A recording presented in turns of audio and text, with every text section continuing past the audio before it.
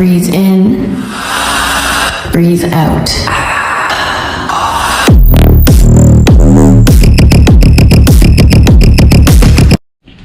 Okay, so yan, good morning everyone. At tayo'y mag-change oil ng ating Aerox. Alright, so yan, check na natin. Okay, dipstick muna tayo. Bubuksan natin yan kung anong kulay ng langis, no? So yan, check natin. So kung napapansin nyo, yan, 1.6, change oil muna tayo kasi nag-alaga ako sa langis. And then after nito, na mag-change oil tayo, next, abutin natin ng 2K, no? So, ganito ako mag-alaga ng langis. 2K, 1.5, biglang 2K ulit. Okay, so yan ang gagamitin nating langis, yung napag-ipunan na Ecoline. Okay, nakaipon ako kasi 1 liter, 100 ml yung natitira. Yun yung ginagawa ko. So, reset na natin yan. Okay, so yung langis dito na ibabagsak ngayon natin sa ating MC ay yung pinanggalingan ng langis ng Ecoline. Okay, so open natin yung dipstick muna. Let's go! Okay, check natin kung anong resulta at anong kulay ng langis. Okay, so napapansin nyo, napakalinaw pa. At pulang-pula pa yung langis, no, mga brother. So yan, check natin ngayon yan kung pababagsakin natin. Let's go! So yan mga brothers, kung napapansin nyo, ito yung pinakamalaki na ano ng drain plug. Bubuksan natin yan. So kailangan ito, dapat lagi din natin nabubuksan yan. Kasi habang tumatagal, pag hindi natin nabubuksan yung drain plug na yan, tumitigas. May possible na maiwan or yung thread maiwan doon sa may loob. So ito, thrice ko siya binubuksan para hindi siya nag-i-stuck. So ito, buksan natin kung anong resulta ng Ecoline. Ayan. So mapula pa. Yun, natapon na. Sayang, dami natapon. Nagkalat na. Parang dugo, no? So ganito lang ako mag-alaga ng ano, langis. So ayusin natin. Grabe, oh. Change oil muna. Dami pa, pero dami natapon. So check natin yan mamaya kung ilan pa ang ano yan, yung sukat, diba? So Ecoline para sa akin napaka the best. Mura pero maganda ang bigay sa ating MC. So napapansin nyo may mga buhok-buhok, no? Okay.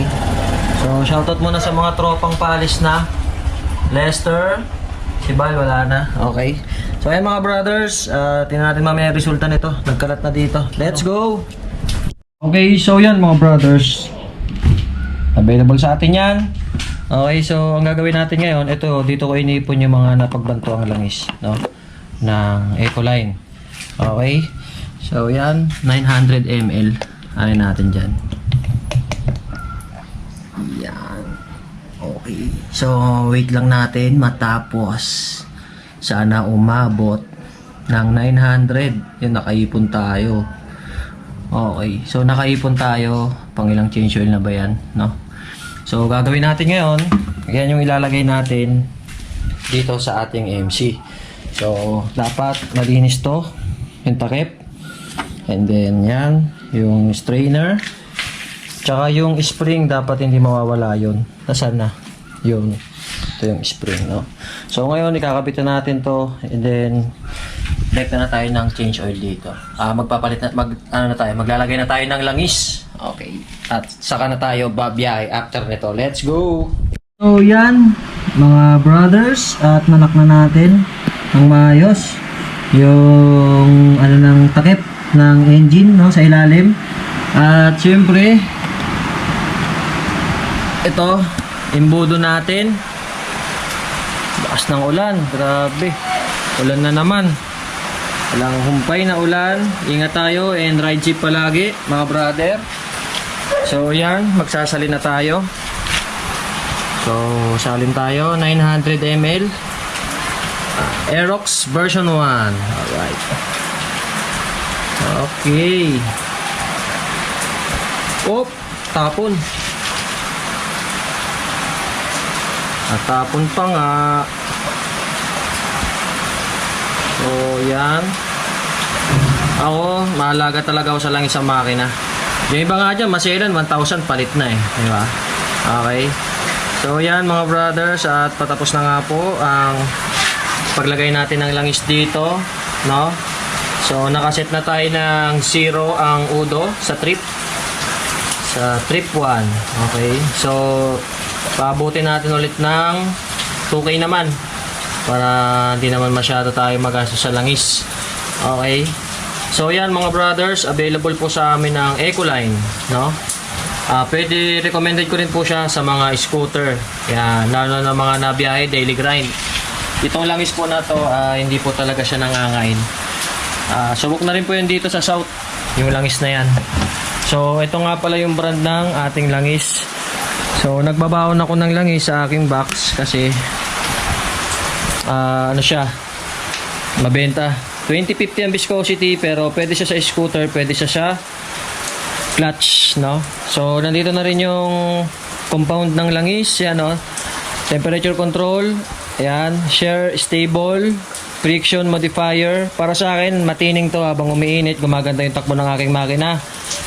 Kinematic viscosity, smooth engine action, yan. Yun yun, sinasabi ko, matining siya, no? So, pwede rin siya, race formula siya, oh. Long ride formula, tsaka clean environment siya, no? So, kung napapansin nyo, yung tambucho ko dito, di masyadong nag-uusok. So, dito, ang napansin ko lang dito kasi sa ating tambucho, no? Lalo na kung minsan kasi ang usok tsaka yung carbon na naiipon dito, sa gasolina din ata. No? Minsan kasi kung mapapansin nyo, pag nagpapagas kayo ng gasoline 95, 97, double check nyo kasi yung iba minsan dyan hindi malamig, diba? Dapat minsan malamig ang gas ng 95 tsaka 97, no? So ang gamit ko ngayong gas dito sa aking MC ay Shell. Okay, let's go mga brothers, ingat tayo and ride safe dahil napakalakas ng ulan ngayon. Okay, so ngayon ito susukatin natin sa 1.6 plus yung natapon.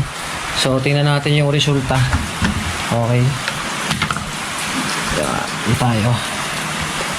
So, tingnan natin. Dami rin natapon kanina. So, yan. 700 yung natira plus yung natapon. Ewan ko kung ilang ml pa yon. Okay. So, not bad naman. Tsaka mapula pa naman. Okay. So, yan. Ganito tayo mag-alaga ng langis. Habang nag-aalaga tayo ng langis sa ating motor, mga brother, tumatagal ang ating engine dyan. Okay. So yan, ito lamang po ang aking may share. Okay, let's go!